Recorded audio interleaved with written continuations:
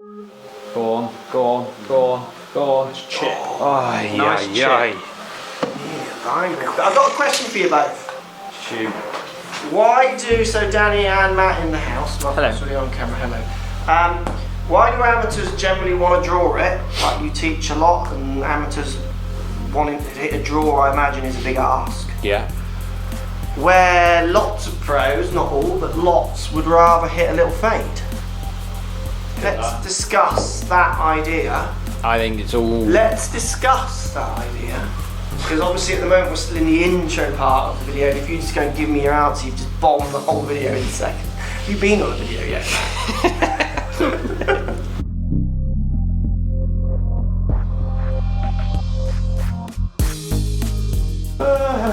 Oh, okay. Yeah. Sometimes I do worry. Draw. Oh, tough. Is that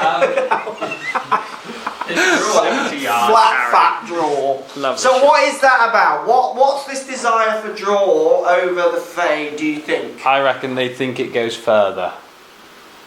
Good point. Yeah, I would agree with that. I think if you ask most amateurs, they would say that good players draw it, and a lot of amateurs fade it to slice it. And then what about distance? Yeah, I agree with Matt. I think that most guys think that they will start to hit the ball a lot further if they can get a draw going. But my draw does go further than my fade.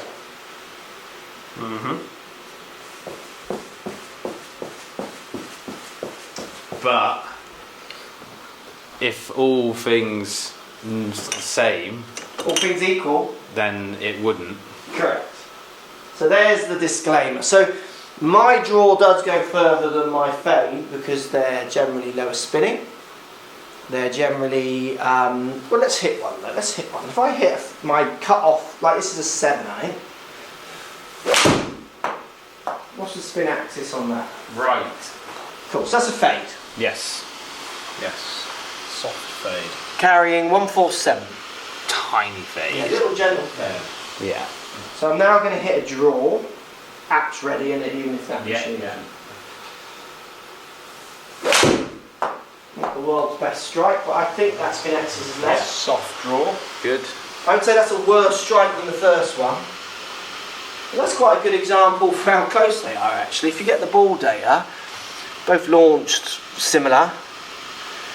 Spun 500 revs more on the fade. Fade went slightly higher. So then in turn the draw went 2 yards further on a slightly worse strike.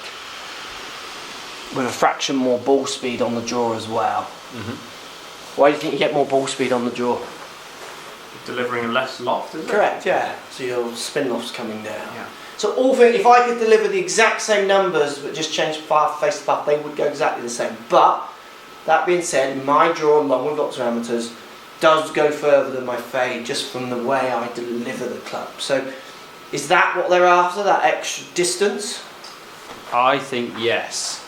Okay. And I also think that, like, you get bored of like missing right, don't you? So you want to miss one left, and This is what you're touching on now is what I think is the main reason. like fade, keep missing right. Just miss one left for once, and then they go and find the draw. So if you hit a fade for me, Because just hit a fade for me, no, any amount of fade, just cut this ball.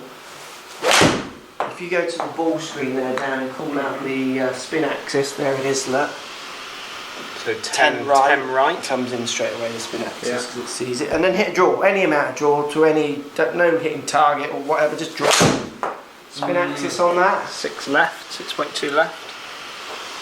So I think the main point for me on someone wanting to hit a draw over a fade is that they do get bored of it in that same shot all the time. yes, and Because you just drew it and faded it without trying, yeah, so you have a choice.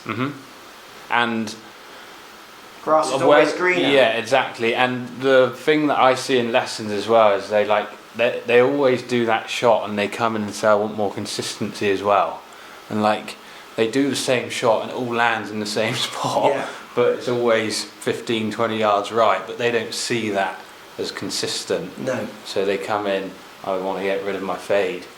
They try and get rid of it, and their consistency gets worse, but they see a better shot and they think, That's the way cracked forwards. it. Yeah.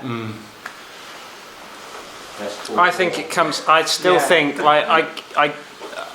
I'm not sure, and there will be people out there that will understand that maybe a draw may go further for them with less spin and delivering of less loft. But I do believe that majority of golfers, not all of them, but a lot of the players that fade the ball or slice the ball, will see a better player and think that's a better player. He draws the ball or she draws the ball. What shape did you hit when you were a junior? Cut. Did you? Yeah, I was low cut. I was like lower than Dan cut. Wow. Okay. What did you? So hit?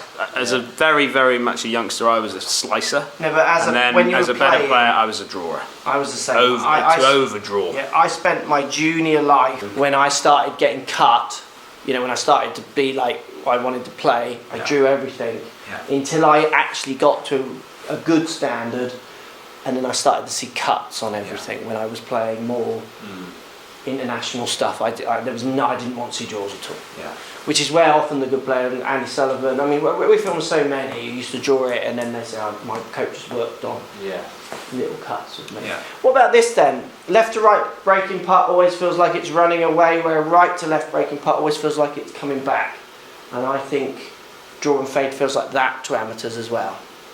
Do you think that? Does that make sense? So that the fade and the cut, I'm stood this side of the ball and I'm swinging this way trying to hit it at a target. But for amateurs, I think the cut always feels like it's going away, where the draw feels like it's always coming back to them, which makes them feel more comfortable as well. I'm not saying that's true, that's just a feeling I think amateurs struggle with. Yeah. And my point, I've worked in so many lessons, guy wants to draw it. That's fine. That's what he's paying me money. He wants to know how to draw it. We get him to draw it, and then I get him to go back to his normal shot, and I do exactly what you said. I say, look at the consistency in the two. Fade it all day long. Just aim further left, please, please, please. But the fact that I've shown you now how to hit a draw makes me really happy because you've now got another little spanner in your bag that you can pull out and try and fix something with. Oh, this shot just needs a draw. You now might be able to do it. Yeah. It might not be as reliable, so you might need to be very careful when you choose it. Yeah. But for students, I think giving them more options is the best skill compared to giving them the perfect backswing. There's so many things to this as well, though, isn't there? You could take that to the next step, and like you give your student a draw, and they want to play that all the time, and then they're in a situation. Don't play a draw from there, but they're still trying to do it, and you're like, oh god, well, it's like there's no point Like, picking a spanner out your pocket when it's a hammer. Yeah. So you need different spanners, you need a hammer, you need a hacksaw, you need all these other things that people with DIY do. I'm not very good at it, so I don't know really what I'm saying there, but you know what I mean? A bit of glue. Yeah, a nail, a bit of glue.